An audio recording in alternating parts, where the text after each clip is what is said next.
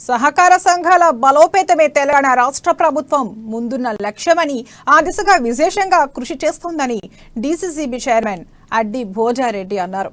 PSCS చైర్మన్లకు సహకార బ్యాంకులో పనిచేసే ఉద్యోగులకు వేతనాలు పెంచుతూ ప్రభుత్వం జీవో నెంబర్ 40ని విడుదల చేస్తుంది.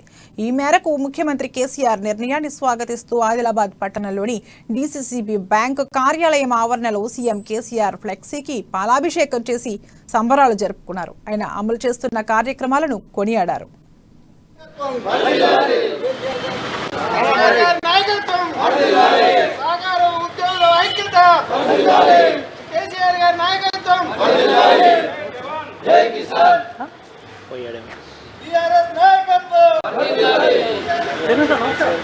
గత ఒక సంవత్సరం నుంచి పెండింగ్లో ఉన్న మా పిఎస్సిఎస్ ఉద్యోగుల సమస్య హెచ్ఆర్ పాలసీ ప్లస్ ఉద్యోగ భద్రత జీఓఎంఎస్ 44ని ఈరోజు కేసీఆర్ గారు విడుదల చేశారు. కాబట్టి మేము పిఎస్సిఎస్ ఉద్యోగులు ఒక 5,000